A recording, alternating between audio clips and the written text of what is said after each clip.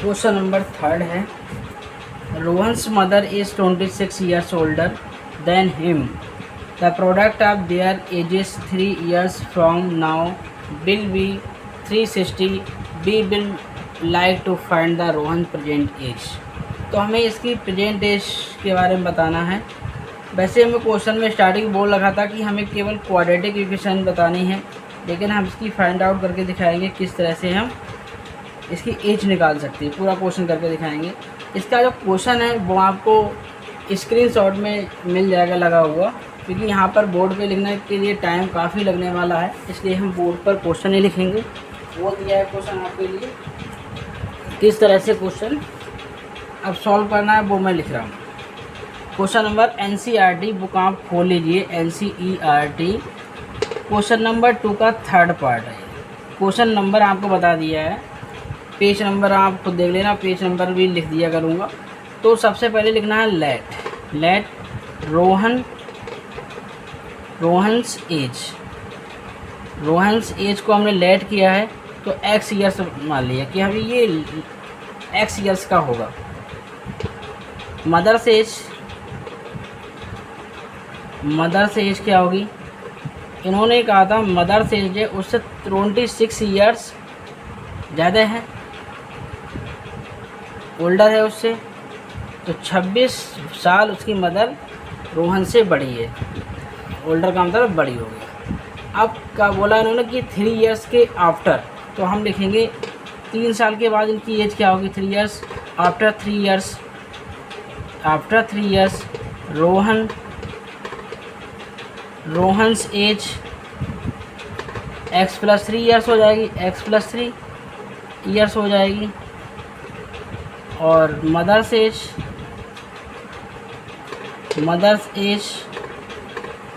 x + 3 plus नहीं sorry पहले 26 है, 26 + 3 ये हो जाएगी x + 29 years. According to question इनका प्रोडक्ट 3 इयर्स के बाद जो एज होगी उसका प्रोडक्ट वो इक्वल है 360 के इक्वल है, 360 के इक्वल है।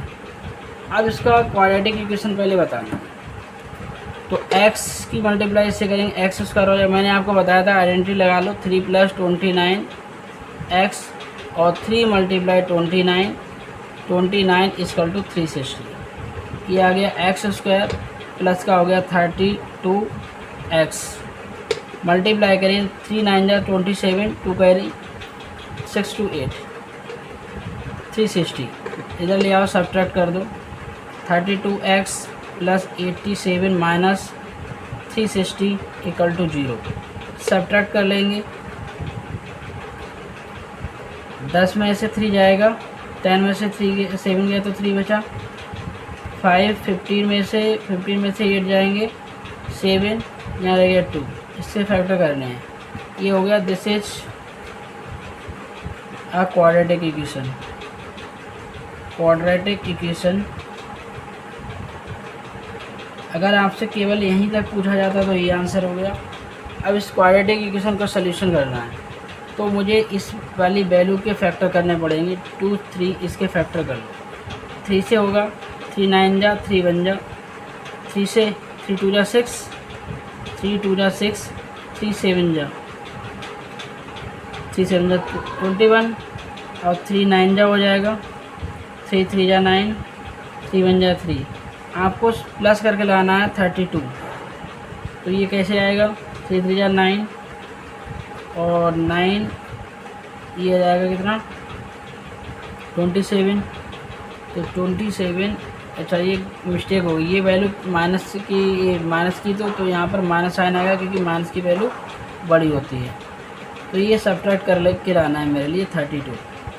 अब क्या करें? 3 3 जा 9 9 27, चलो इसके फैक्टर करते हैं। फैक्टर करना है।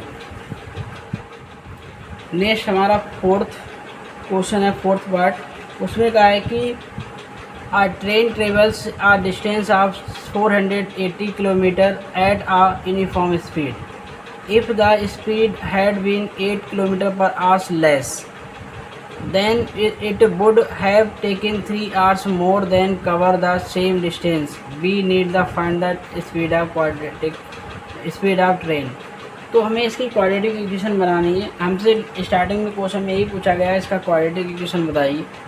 क्वाड्रेटिक इक्वेशन निकालना, अगर इसके बाद स्पीड आपको निकालनी है तो आप इसके आगे का सॉल्व कर सकते हैं। जैसे इसमें है, इस क्वेश्चन में भी क्या है, तो यहाँ तक मुझसे आंसर पूछा गया। इसके आगे अगर मुझे रोहन्स की एज निकालनी है तो मैं इसके फैक्टर करूँगा 273 के, और फैक्टर ऐसे करेंगे सब्ट्रैक्ट करके कितने आ जाए 32 आ जाए। पॉसिबल होगा तो आप कर लेंगे, पॉसिबल नहीं हो पा रहा तो इस क्वेश्चन को यहीं तक सॉल्व होगा, इसके आगे सॉल्व नहीं हो पाएगा। पॉसिबल का मतलब ये है इसके फैक्टर नहीं बनेंगे तो आप इसके आगे सॉल्व नहीं कर सकते हैं, ठीक है। तो ये क्वेश्चन केवल क्वाड्रेटिक इक्वेशन तक ही है, आगे के लिए सॉल्व करने के लिए नहीं है, ठीक है। नेक्स्ट क्वेश्चन जो मैंने पढ़ा था उसका सोल्यूशन करते हैं।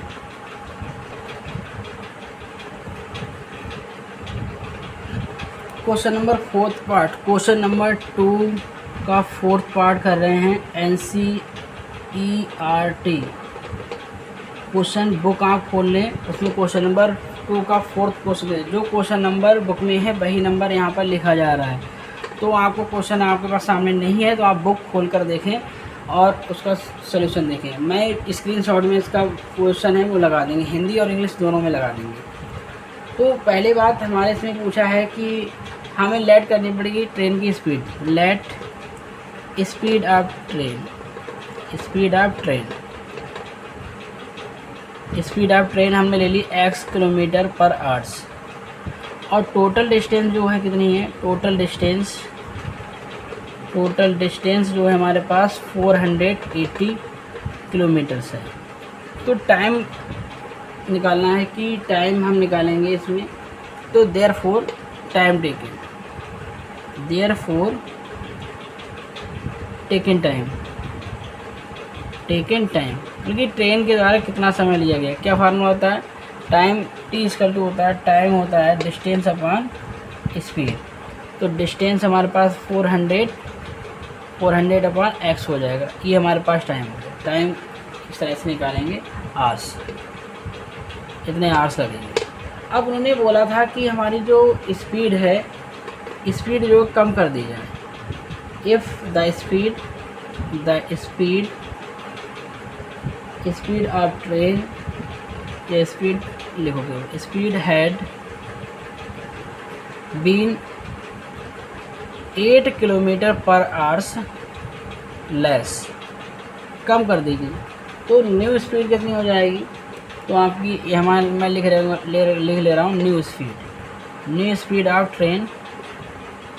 तो आपकी स्पीड की ट्रेन कितनी स्पीड हो जाएगी, x-8 हो जाएगी किलोमीटर पर आवर्स, ठीक है। अब टाइम क्या होगा, देयरफॉर टेकन टाइम, क्योंकि ट्रेन के द्वारा कितना समय लिया जाएगा, और डिस्टेंस सेम ही रखनी है। क्वेश्चन में बोला है कि डिस्टेंस सेम ही है, x/8 हो जाएगा, इतना टाइम हो जाएगा। तो उन्होंने बोला था कि ये जो है 3 घंटे ज़्यादा टाइम ले लेती है इस डिस्टेंस को कवर करने में। स्पीड कम हो गई तो वैसे भी आप कॉमन सेंस लगाइए कि अगर स्पीड हमारी कम हो जाएगी तो ट्रेन ज़्यादा समय लेगी ना। तो इस तरह से हम देखेंगे तो इसमें समय ज़्यादा वाला कौन सा, ये समय ज़्यादा लेगी, ये समय कैसे लेगी, कम लेगी। तो हम क्या करेंगे, ज़्यादा वाले समय में से अकॉर्डिंग टू क्वेश्चन समय ये ज़्यादा लेगा, ये टाइम ज़्यादा है, एक्स्ट्रा x-8 है, और ये वाला टाइम कैसा है, ये इस टाइम जो है कम है और ये टाइम ज़्यादा है। क्यों है, क्योंकि यहाँ स्पीड जो हमारी कम है तो हमें टाइम ज़्यादा लेगा। तो इसमें से माइनस कर देंगे 408 अपॉन x के लिए, और 3 घंटे ये 3 आवर्स जो है ज़्यादा ले रही। तो इसको सॉल्व करेंगे। अब इसका क्या रहेगा, एलसीएम लिया जाएगा, x-8 हो जाएगा, इसकी मल्टीप्लाई इधर कर देंगे 408 माइनस, इसकी मल्टीप्लाई इससे करेंगे, ये माइनस भी है तो माइनस इसके साथ माइनस आ जाएगा 400x, इसकी x यहाँ नहीं लगाया, भूल गए, ये x लगा हुआ है, इसकी मल्टीप्लाई इससे करेंगे, माइनस और माइनस हो जाएगा, ये प्लस 8 0 8 8 64 6 कैरी 8 32 38 और इक्वल टू में है कितना 3। तो ये वाला इससे कैंसिल हो गया, ये आ गया 384 अपॉन में आ गया x² माइनस का 8x इक्वल टू 3। तो ये 384 इक्वल टू 3 से मल्टीप्लाई कर दिया तो 3x² -28x। इसको इधर लेके जाएंगे तो इधर देखिए, यहाँ पर देख लें तो ये आ गया 3x² माइनस का 24x, तो ये उधर जाएगा तो माइनस का हो जाएगा 3840 इक्वल टू 0। 3 से डिवाइड हो सकता है क्या? हो सकता है। 3 से डिवाइड कर लें, डिवाइडेड बाई 3। इसको 3 से डिवाइड करेंगे तो x² माइनस का 8x, 3 बन जा 3, 3 जा 6, 3 8 जा 24, 0 equal to 0। This is quadratic equation. ये क्वाड्रेटिक इक्वेशन मुझसे यही कहा गया है कि क्वाड्रेटिक इक्वेशन इसका बना के दिखाओ, तो इस तरह से क्वाड्रेटिक इक्वेशन ले आएंगे। अगर मुझे इसकी क्या निकालनी है, स्पीड निकालनी है कि इसकी स्पीड क्या आएगी, तो इसका सलूशन करना पड़ेगा। सलूशन करना है तो आगे देखिए इसके लिए कैसे करेंगे। इसके फैक्टर करने 1280 की फैक्टर करेंगे। सब्ट्रैक्ट करके कितने लाने? 8 लाने हैं आपको। इस तरह से फैक्टर करने हैं, उसके फैक्टर करेंगे। x की वैल्यू आएगी, जो x की वैल्यू पॉजिटिव वैल्यू आएगी उसको ले लेंगे, भाई हमारी स्पीड आ जाएगी, इस ट्रेन की स्पीड आ जाएगी। इस तरह से हमने एक्सरसाइज 4.1 NCERT कंप्लीट कर ली है, कंप्लीट कर दी। और हम नेक्स्ट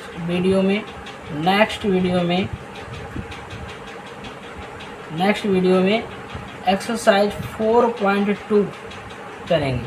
अगर इसके एक वीडियो में नहीं हो पाएगा तो एक से ज़्यादा पार्ट्स में करेंगे, क्योंकि वीडियो बहुत लंबी हो जाती है। अगर ज़्यादा क्वेश्चन करते हैं तो बच्चे भी क्या करेंगे, बोरिंग सा फील करेंगे। इसलिए हम क्या करेंगे, वीडियो को छोटी छोटी वीडियोस में अपलोड करेंगे, 3-4 क्वेश्चन या 2 क्वेश्चन इस तरह से, और वीडियो को शेयर कर दें। जो बच्चे घर पे बैठ के पढ़ रहे हैं या फीस पे नहीं कर पा रहे हैं, उनकी थोड़ी मदद हो जाएगी। Thank you for watching this video को शेयर कर दें और कमेंट भी कर दें। Thank you for watching this video again.